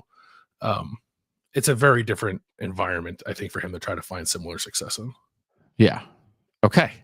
All right. Let's do the next one and this one before we take our final last break. What if West Virginia beats Pitt in 2007? When West Virginia is the number 2 team in the country, if they win, they are going to make the BCS national championship game instead 13-9 in the backyard brawl. Rich Rodriguez has talked about this since he came back, right? That he wound up taking the Michigan job after this season, but if West Virginia had been in the national title game, like the timing of it, he probably doesn't take the Michigan job. He might wind up staying there. But I also think, again, we're lining up. What if you had a couple more Northern national champions in that 25-year stretch? I think West Virginia takes a swing in the national title game, man. And what if we're sitting here saying that West Virginia has won a title in the last 25 years? How does that change our perception of West Virginia football? So what do you think if they beat Pitt in the backyard brawl at the end of 2007 season? I don't know. I think it's nice of Rich Rod to, in hindsight, look back and say that he made a mistake to leave West Virginia to go to Michigan. I guess if he won a national title, West Virginia, I can entertain the thought that he would have stayed there. You're also talking about money, and it's Michigan, so maybe he would have gone either way. But if you're telling me that winning that, maybe it's not even winning a national title, like winning that game and getting to a national title game keeps Rich Rod at West Virginia. The first thing that popped into my head when I saw that is like, does West Virginia become Oregon? Oh, now you're playing the game. Because I think that's how West Virginia could have been Oregon. Yeah, because they're both like Oregon's more geographically limited than West Virginia. As I understand it, like the state of West Virginia doesn't have a ton of college football prospects, but Ohio and Pennsylvania do, and West Virginia touches both of them. So I think they could have actually recruited more consistently. And the offense is what it was. They had like cool players, right? They had Pat White and Steve Slayton, and then they had like West Virginia was good after Rich Rod left. Like there were still a couple of years there where they were winning 9-10 games before it really started to get away from them. Because they had like Noel Devine, I think, was there too, right? After Slayton was done. So like there was an opportunity there to build on something in 2007 that I think West Virginia did a fine job of, not plummeting, but maybe could have like really started like stacking BCS championship seasons on top of that, or at least being a national title contender. And like they have cool uniforms and they run a fun offense, and like it's like they're like kind of a bit of like a quirky program. And I do think there was a window missed for West Virginia to become an Oregon type of program with this loss and then Rich Rod's subsequent decision to leave. And Rich Rod was so important in the evolution of the spread offense and really was ahead of the game offensively. Like if he had just stayed and decided to be that, and if they win that game, so it winds up, so the last week of the regular season in the BCS standings, Missouri's 1, West Virginia 2, Ohio State 3. And then West Virginia loses. Missouri also actually loses. We wind up with Ohio State versus LSU. Top 2 teams in the BCS for that national championship game. So it probably would have been West Virginia against Ohio State. So it's also right that Ohio State had this crazy winding path after Ohio State lost to Illinois that year, but all these other teams that were ahead of them after that loss then didn't get it done to open the door for Ohio State. But That 1-2 game was Ohio State 1, LSU 2. So it could have been Ohio State, West Virginia. It's a North versus North national title game. That Ohio State team had a lot of great players from the 06 team, but it's Todd Beckman at quarterback instead of Troy Smith. They competed with LSU in that game, but I think like you get one of two things there, which is either a West Virginia national championship team or you get an Ohio State national championship team. And all of a sudden, I think like we're looking at, now we're talking about Ohio State differently, right? That for everything Ohio State has been, if they're like starting to maybe stack a couple more national titles in the 2000s, that's a different view of Ohio State. But anyway, instead of it being like add another SEC team to the list of national champions, it would have been either Ohio State or West Virginia. Yeah. What do you covered? Oh, no, were you covering Ohio State then? Was this before you? Yep. You were there, right? Yep. What do you think of the hypothetical Ohio State West Virginia game? Yeah, I mean, like they would have had trouble with Pat White, right? But I mean, like Matt Flynn had a huge game for LSU that year. It was, I mean, like it's not like LSU was unbeatable. They had some defensive tackles that Ohio State couldn't handle, but Ohio State would have had just some of the matchups. They probably would have a better chance against West Virginia than they would against LSU, but I wouldn't have guaranteed an Ohio State win. West Virginia would have taken their swing. But again, just like the whole buildup, because back then you had a month before to build up to the national championship game. We just would have been talking about Columbus, Ohio, and Morgantown, West Virginia. It's only 3 hours away. It's the rebirth of like the Rust Belt football. And like, right? It just would have been, instead of it continuing, because again, this is still early in the SEC run. This is before any Saban titles. But what started the SEC run is they stacked Florida, LSU back to back, both beating Ohio State, and then it leads into Saban. But I think there's just like a perception thing there. Maybe it wouldn't have been that big a deal. Maybe Ohio State or West Virginia wins the national title, and then Saban comes in and still does this thing, and we still view it mostly the same way. But at least would have been one more North national title, right? Yeah, would have been. All right, quick break. 5 more. Change one thing next on KOTN.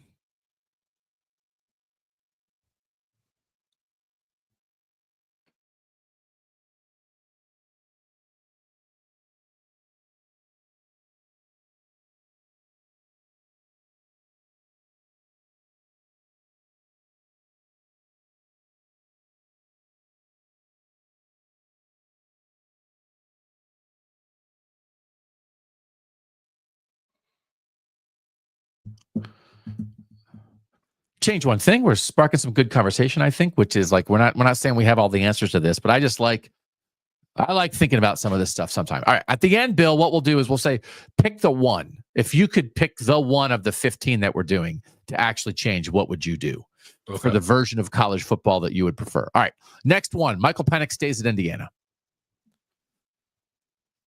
Doesn't transfer to Washington. What does that mean for the Washington football program? What does that mean for the Indiana football program? What does that mean for Kalen DeBoer, who winds up as the head coach of Alabama, thanks in large part to Michael Penix? What does it mean for Tom Allen as the Indiana coach, who, if they don't get rid of Tom Allen, we do not usher in the era of Curt Cignetti at Indiana? This is like, I think, a fundamental switch potentially for two really interesting Northern programs, one of whom made the national title game 2 years ago, and one of whom was the surprise team of this year and made the playoff. And if Michael Penix stays a Hoosier for his whole career, I think it's possible neither of those things happens. I think that's right. I don't think like it's a conversation of Michael Penix stays at Indiana and Indiana starts like to sustain something that it had built in 2020, because they won 2 games year after that. Like that ended up not being a very good football team. For as much as I like Michael Penix, I don't think he's taking a 2-win team to an 11-win team. I think there was a beneficial relationship there with Michael Penix in Washington and the weapons he got to have around him in the 2 years he got to have in that system. But I don't know. Like I don't know that it changes much for Indiana per se. It changes a lot for Michael Penix. I guess I would entertain the idea that maybe Kalen DeBoer could have found somebody else, but there was a relationship there because DeBoer was the Indiana offensive coordinator in 2019 and worked with Michael Penix a little bit. So I think the person this changes the most for is the individual Michael Penix. Like Michael Penix is in the Heisman Trophy conversation and is probably not a first-round pick if he stays in it. Okay. And is not the future quarterback of the Atlanta Falcons. Yeah. Do you think that was possible? Again, to your point, nobody knew Michael Penix was going to be Michael Penix when he left Indiana for Washington. In 2021 in Indiana, he was hurt, right? He only played 5 games. He threw 4 touchdowns and 7 picks at Indiana in 2021. At Washington in 2022, he threw 31 touchdowns and 8 picks, right? So they pulled something out of him that had not been particularly apparent there before. Like you saw flashes of it in the COVID year in 2020, right? He had to dive for the end zone for the pylon to beat Penn State in the opener that year. And that was a flash. So he did give Indiana a flash in 2020, right? And that was like the peak of the Tom Allen era. But do you think he would have been good enough? He was 4 years in Indiana, too, at Washington, right? So he put in a lot of good time in Indiana. But is he good enough for Tom Allen to keep his job? Probably. That we don't get this Cignetti year at Indiana. We don't get Tom Allen as the defensive coordinator at Penn State, where actually he was really good this year. Like, I do think it kind of, in the end, it was really there's like about 8 people here where it worked out the best it could be. Michael Penix, first and foremost. Like, there's a version of Tom Allen that this is actually kind of okay for him, right? That like maybe he hangs on as the head coach at Indiana, but for him to be a really good defensive coordinator at Penn State and now Clemson, maybe that's better for him anyway. The Cignetti thing, if it doesn't ever happen, that changes Indiana football forever. And Kalen DeBoer, you think if Kalen DeBoer and Ryan Grubb did this with Michael Penix, who again in 2021 at Indiana was not indicating he was going to be a Heisman candidate, if they did it with him, you think they could have done it with somebody else so that maybe the DeBoer Washington idea of things doesn't change that much because they would have found a different quarterback to help elevate? I think they could have found similar results. Yeah. Maybe I'm not guaranteeing that they would have got to the national championship, but if Rome Odunze and Jalen Polk and Jalen McMillan are still there, then yeah, I think they could have found similar results with another quarterback. And I also think that Tom Allen probably just extends his life in Bloomington for 1 extra year. But does that means the Cignetti like window never opens for Indiana? I think that's possible. Okay. The next one, I actually think we can do these two kind of together because they're opposite sides of the same coin as they relate to the 2017 college football season.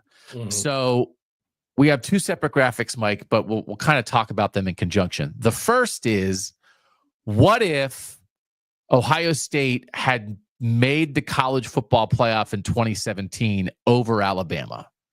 As it wound up in real life, Alabama was the 4 seed at 11-1, did not even play in the SEC championship game, and Ohio State was the 5 seed at 11-2 as the Big Ten champs. But the other side of this coin is, what if Wisconsin had beaten Ohio State in the 2017 Big Ten championship game? Wisconsin was in the top 4 going into that game. That was 12-0. Wisconsin, that was 4th in the BCS standings. If Wisconsin beats Ohio State, they are definitely in the playoff. That is only a 27-21 Ohio State win. Certainly, Wisconsin is in that game. I think they had the ball late with the chance to drive to win the game. So it's both of these things at once. The win didn't get Ohio State in the playoff, but then when Bama made the playoff, guess what they did? They won the national title. Yeah. And this was the Tua replaces Jalen Hurts national championship game. So if Ohio State makes the playoff, right, we never get the whole Tua Jalen Hurts crazy story that is part of the legend of Super Bowl champion quarterback Jalen Hurts, because Ohio State's in instead. Alabama, as a 4 seed, beats kind of an underwhelming number 1 seed Clemson. What if that's Clemson, right? Yeah. Kelly Bryant Clemson? Yeah. What if that's 4 seed Ohio State beating underwhelming Clemson? which then would maybe give us an Ohio State-Georgia national championship game. I'm not saying Ohio State wins the 2017 national championship, but what if Kirby gets his then and doesn't have to wait until 2021 to get his? How does that change the Kirby-Saban SEC power dynamic? And then the other side of it is, if Wisconsin had beaten Ohio State and made the playoff, is Paul Chryst still the head coach at Wisconsin? Yes. Okay, so that's a lot to talk about together. Let's actually do the Wisconsin part of this first. This was Wisconsin's year. They get through the regular season undefeated. They're 12-0. They're right there with Ohio State, but they don't get it done. But if they had made the 4-team playoff, and then Paul Chryst doesn't have that capital, and then when it starts to leak, it's like, well, what's the best thing they ever did? As opposed to saying, they made the playoff. All right, so give me the Wisconsin side of this if Wisconsin actually had beaten Ohio State. Chryst is absolutely still there, I think, because the reason they moved on from him and brought in Luke Fickell was like to elevate, right? To because they think they're a playoff program. Well, they've already would have been the proof in the pudding there for Paul Chryst. Capital is the right way to put it. Goodwill. He would have been able to, I think, to like they went 4-3 in 2020. He would have navigated that fine. Was 9-4 in 2021. Then they got fired the next year. Like that, I just do not think that happens if Wisconsin gets to the playoff in that situation. So that changes Wisconsin. Wisconsin, I don't know. Is Wisconsin currently better off if that doesn't happen? Like they just are like still they're what they were, but with proof that what they were is enough. And now all of a sudden there's more opportunity in the 12-team playoff. And rather than believing that an offensive line run game style of team has a ceiling, they'd be like, we were 13-0 and made the 4-team playoff. We're good. Yeah. Wisconsin had the ball with 1:28 left, down 27-21. I did not go back and look at the play, but they had 1st and 10 at the Ohio State 43-yard line with 1:28 left, down 6. So they're in Ohio State territory. They're 43 yards from the end zone with 90 seconds left. And on 1st down, they got a holding call. And now it's 1st and 20. And now they go incomplete, interception to lose the game. The quarterback was, right? Alex Hornibrook. That's right. Previously called occasionally on previous podcasts, Noodle Arm. So it's not that far-fetched, right? You just have to have a quarterback who can lead you down the field, and you're 43 yards from the end zone, and you cash that in, right? If he's Wisconsin's Stetson Bennett, right? You cash that in. But I think, so it changes again. So part of this Wisconsin part of it is a very interesting alternate for Wisconsin, right? We think Wisconsin just believes in itself more, and Paul Chryst is like, sailing along, and Wisconsin right now, it's like, especially if we're combining alternate realities and Cignetti's not at Indiana. If Wisconsin's just Indiana, it's like, 18-team league. Who's the 5th best team in the Big Ten? It's like, it's Wisconsin, and it's not even close. And Wisconsin's probably going to make the playoff like 4 years out of 10. They're good. And if they're like really good, if Penn State, Notre Dame can make a semifinal, the right Wisconsin team can make a semifinal. That's where we might be. Mm-hmm. If Alex Hornibrook. Yeah. If they're 43 yards from the end zone with 90 seconds left. So that's this part of it. The other part of it is we're taking a Saban title away. Yeah. Because as much as it would have been transformational for Wisconsin, I think Wisconsin might have gotten boat raced in the playoff if it went there. Yeah. So that's which like sets the table for. I don't know. Well, Wisconsin, I guess, would have been the 4. But like I don't think that Wisconsin team beats that Georgia team. No. I think Georgia wins. So Alabama's not in. So we're taking away a Saban title, right? So Alabama's not in. And I was covering Ohio State then, sitting in the Ohio State team room that day. I was expecting Ohio State to be the 4 seed. Yeah, I thought we were watching the broadcast when they popped up. I thought that's going to be Ohio State, and it wasn't. And we understand why, right? I'm not saying that it was like a crazy decision, but it's not what some people were expecting. And then Alabama as the 4 seed wins it all. So we're taking a Saban title away. And then if Alabama's not in it, who's the best team in the playoff, because you're not changing the Georgia-Oklahoma game. Oklahoma was as good as Georgia, but they blew that. So Georgia won. Georgia's winning it. Like, Georgia's winning the title. So we're taking one from Saban, but we're also changing the path of Kirby Smart a little bit. Was that the crazy Rose Bowl game? Georgia, Oklahoma? Was that year? Yeah. Right? Yeah. Baker and Oklahoma probably should have been in the national title game. So anyway, so this is a combined one, and I think both are possible, right? Wisconsin could have won that game, and certainly the committee could have picked Ohio State over Alabama. Both of those are possible, are they not? I think the Ohio State getting picked over Alabama feels a little more possible than Wisconsin beating Ohio State, which I understand that it was close. It was just like Wisconsin had not really shown a capacity to do. No Big Ten West team had shown a capacity to do that again, like really get over that hump against Ohio State, right? On that run of Big Ten championships, but yeah, not like outside of the realm of possibility. No, not crazy far fetched. Okay, and then that was so Ohio State was that. I'm trying to think. Was that Ohio State Alabama conversation like the most up in the air it was in the 10-team or 10-year 4-team playoff? Maybe, right? Because it's a 2-loss conference champion against a 1-loss team that didn't even make the conference championship game. Yeah. So one of the 2 losses was to Oklahoma that was in the playoff, but the other loss was a blowout against Iowa. Right. And so it was, and it's similar. Ohio State benefited the opposite way the year before in 16 as a team that was a 1-loss team that did not make the conference championship game. Penn State was a 2-loss Big Ten champ, and they put in Ohio State over Penn State. So at least they were consistent with doing that. But it's like one of those things they kept talking about, like conference titles matter. And then like you got down to it. It was like, do they? Doesn't seem like they're not getting people over the top. So anyway, all right, 2 more. What if Brian Kelly stays at Notre Dame? Where are we right now?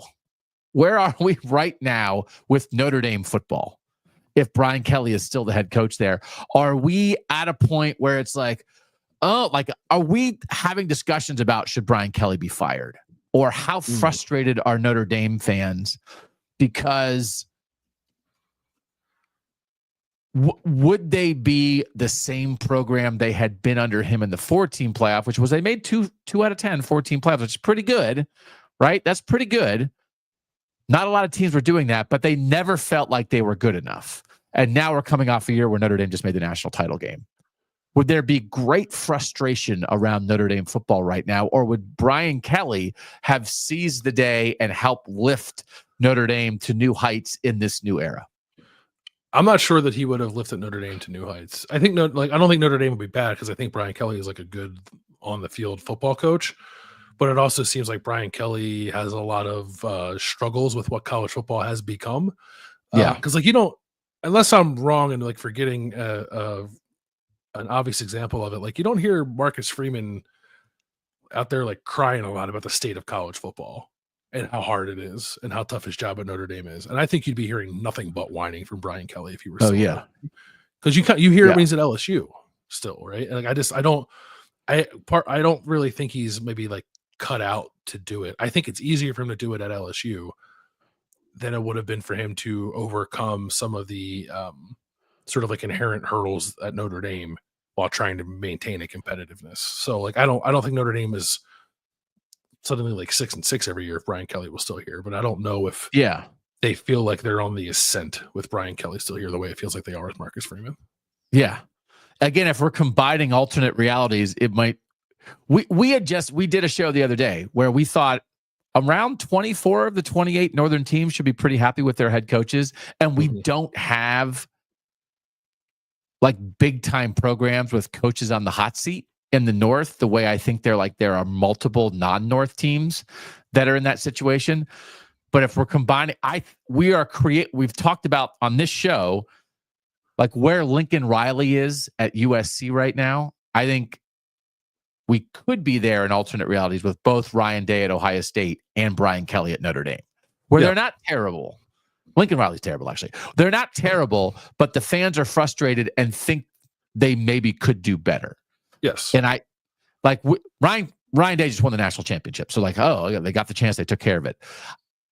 Are we agreeing that if Brian Kelly was still at Notre Dame, that's actually where Notre Dame would be we would be having lots of conversations on this show about what is Brian Kelly's future at Notre Dame. Could they do better? And the interesting thing would be, let's do this as part of this too. What would Marcus Freeman be? So if Brian Kelly hadn't left, would Marcus Freeman still be the defensive coordinator at Notre Dame? Would he be the head coach at Cincinnati instead of Scott Satterfield? Yeah. Or would he have stayed a couple years at Notre Dame, and by now Michigan State would have hired Marcus Freeman instead of Jonathan Smith? Or like that Marcus Freeman would be at some other probably Midwestern job with his Midwestern roots, but be a head coach somewhere else by now? I think it's possible he's a defensive coordinator at Ohio State. Okay. I would say that if Brian Kelly were still at Notre Dame, my top two guesses were Marcus Freeman is either Ohio State's defensive coordinator or Cincinnati's head coach. Okay. And then are we thinking to ourselves, my God, this guy's got it, he's going to be awesome? Or like is he just not getting opportunities to quite show that yet? Either as the head coach at Cincinnati or as still a defensive coordinator. And we just don't, this guy, this 38-year-old guy just led his team to the national title because he took advantage of an unexpected opportunity that presented itself to him. But what if it hadn't? Would we know how good he is? By this point, maybe. Well, definitely. The answer might be like, oh, yeah, no, he's awesome. We would know. Yeah. You might be right. I think probably.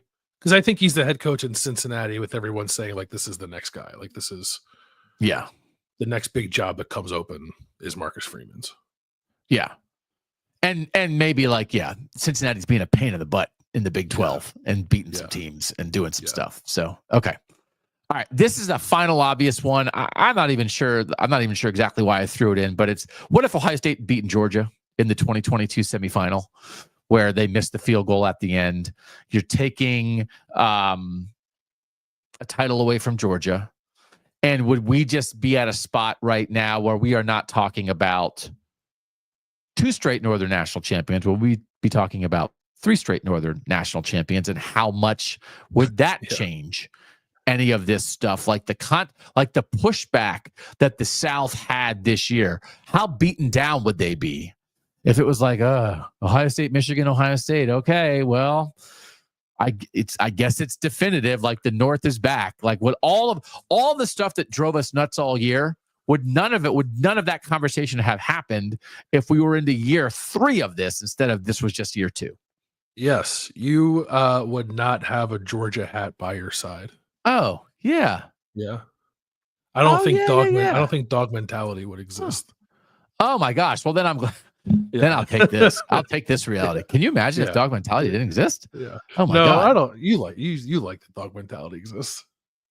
You need it. Yeah. It's I'll take this. Whatever it took for dog mentality to get here. I'll take it. Okay. Is there any connection? Like if Ohio State wins it in 22, do they not win it in 24? Or are those things like independent enough? Because here's part of it, right? A lot of those guys who put off the NFL, they'd have a title because they all were they were important parts of that 22 team, whether it's JT Tuimoloau or Denzel Burke or Lathan Ransom or Donovan Jackson. They were all starters back then. So it's like, they still wouldn't have beaten Michigan. But it's like, well, we have a national championship, which is what they have right now. They haven't beaten Michigan, but they have a national championship. Would they not have won? Are we almost picking between an Ohio State title in 22 or 24? Because again, what keeps people in school, what motivates people? Failure and money. They'd still have the money and the NIL, but it wouldn't have been the same type of failure because they would have been walking around with national title rings. Yeah, but I also wonder about the NIL piece of it too, right? Because that was the offseason where it was like Ryan Day, maybe the thing he was most sad and angry about was the fact that Ohio State didn't have all of its NIL in order. And they quickly got it in order, but would they have done that if they were holding a national championship trophy from the year prior without right. Is like proof of concept that they don't have to be as aggressive in NIL. Like, I don't know. Like would Caleb Downs not be at Ohio State? Right. I think Ohio State would have eventually gotten to the point that it's at right now, which is it being as competitive as it needs to be in that space, but maybe not as fast as it did. No, I think that's right. That would be a hard to spin that to an Ohio State fan base. Why losing to Georgia was the best thing that could have happened to Ohio State football, given how things turned out. You still got the national title. We're making the case that you don't get both. You get one or the other. But actually missing the field goal at the end or doing all the other things in that game, and Ohio State felt one or two plays away the whole night. All those things created an environment of, air quotes, failure that led to this title. And if you don't have the failure, you don't get this title. Yeah, this roster just does not look the way that it looked. Yeah. If they would have won in 2022. I also wonder, too, if they would have won in 2022, is Ryan Day like the head coach of the Chicago Bears? Like, I don't. Right. Maybe. Right. That he never hits quite as the low, but he has the thing. He has the peak. And it's like, all right, I did my thing here. You're not quite as invested. You win a title in year 4 instead of year 6. And when job offers come along, maybe it's easier to say yes. Yeah. So I also think it's clear, but just based on the way that he's acted this offseason, that maybe his desire to be an NFL head coach is not quite as strong as we thought it was earlier in his head coaching tenure. Not that he's totally disinterested in it, but I don't necessarily think he's like in a hurry to get there because he's pretty young. Okay. So maybe that's not a likelihood. But maybe he would have been more aggressively pursued. Mind has changed. Yeah. Or maybe the last 2 years he's evolved on that thinking. And maybe 2 years ago, if they win the national title and he gets an offer, it's like, oh, dang, I guess I'll take this. Yeah. Oh, man. Oh, this is a good one now. This is better than I thought it would be. But the most important part is dog mentality wouldn't exist. Okay. This is the 15 that we did. The Pac-12 stays alive. Nick Saban stays at Michigan State in 1999. BYU beats Arizona State last season. Oregon or Kansas State makes the 2012 title game instead of Alabama. 2024 is still a 14 playoff. Texas joins the Big Ten around 2010. Iowa hires Bob Stoops instead of Kirk Ferentz in 1999. Michigan beats Ohio State in 2016. Justin Fields keeps his commitment to Penn State. West Virginia beats Pitt in 2007. Michael Penix stays at Indiana. Ohio State makes the 2017 playoff over Alabama, or Wisconsin beats Ohio State in the 2017 Big Ten title game, and then Wisconsin makes the playoff. Brian Kelly stays at Notre Dame, and Ohio State beats Georgia in a 2022 semifinal. You get one, Landis. Which one would you want to be true? My initial reaction was the last one, that Ohio State beats Georgia in 2022. But then does KOTN exist? You know what I mean? Like, do we feel the urge to get KOTN off the ground? Wow. So because that is a bit uncertain, I would pick the West Virginia beating Pitt. Okay. Because I like the idea of West Virginia beating Oregon. Okay. Yeah, thank you for keeping our show alive. Yeah. There's a little sword wave for you. Good job by you. And welcome to the show where we eliminate our own existence. I think I might pick Texas joins the Big Ten, like around 2010. And that just all the stuff that happens, because we have a version of it. It's like, okay, Nebraska joined the Big Ten. Well, what if like just Texas had done it also? Or maybe it's Texas instead of Nebraska. I don't know. Mm-hmm. And maybe it's Texas and Oklahoma, but just like the chain of events, we are just in, I hate all the, do you do the Marvel alternate timeline stuff? I hate all that stuff. No, I'm not into any of that. But like, so certainly like where we are in the college football realignment timeline is not a guaranteed timeline. It's kind of a screwed up one. I actually think this is probably one that is not the most probable outcome. That if it was like 20 years ago, it's like, what could happen? It's like, I don't know, kill the Pac-12 and be like, what? That's not going to be what happens. But if you just slide Texas in, what that means for the Big Ten, what that means for everything else that doesn't happen, how that hurts the SEC, what the SEC does instead, how it just changes our thinking about what's possible in realignment, that I think like we didn't get there in really what's possible until it was like, oh no, yeah, USC is going to be in the Big Ten. It's like, what? But maybe we would have gotten there in a more cohesive way, because that would have been such a seismic move then. Maybe it chills everything else out. I don't know, but I'm almost curious to see. I think it would have been good for the Big Ten and Midwestern Northern ball. It'd be confusing for us because right now we just ignore Bambi. But if we were like, we ignore Texas. It's a little harder to pull off. It's a great big state. Pretend they don't exist. We ignore Texas. It would make the show harder. But that version of college football realignment, I'm very curious about. And I think because nothing was going to stay the same. But I think maybe a move that huge, that early in realignment, maybe lets more other things stay the same. I don't know.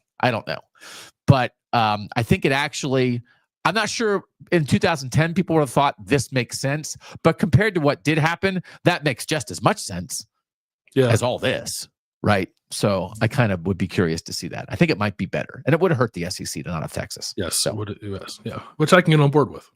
I can get on board with. Okay, so that was good made up stuff. We made up a bunch of stuff, but it told us about right now. Yeah. It's a bit of a history lesson and an explanation for why we are where we are. Yeah. We started off as reporters gathering information, and we just wound up as guys who make stuff up. We have stuff that we're going to do this week, though. So again, we're Tuesday, Wednesday this week. My apologies for not being here on Monday. Tuesday, Wednesday this week. There is a playoff meeting in Texas, which we ignore. No, we're gonna acknowledge that. So we'll talk about that. That's happening today. There's going to be a news conference today. We'll talk about that on the Wednesday show. We have some other stuff we're going to talk about too, and we'll get a little more grounded. We'll get a little more grounded about what's going on. The NFL Combine is going on. We have to figure out exactly what we want to do with the draft. Certainly, we touched on it on the show the other day. This is a show about college football and not about former college football players, but we don't want to ignore it, Landis. So we got to figure out what we want to talk about with our Northern guys in the draft. But that's happening right now too. So we'll figure it out, right? You got a plan? You'll figure it out. I'm putting you on. We'll figure it out. We'll figure out something to talk about. Yeah, maybe we can see how big boards start to shake out after the combine, and if there's any Northern guys making some moves. Yeah. We'll get some draft experts on stuff like that. Okay. For now, thanks to our producer, Mike Yorostowski, for making us look good and sound good. We will see you tomorrow on Wednesday, noon Eastern, on YouTube, wherever you listen to podcasts. Like, subscribe, tell a friend. He's Bill Landis. I'm Doug Lesmerises, and that was Kings of the North.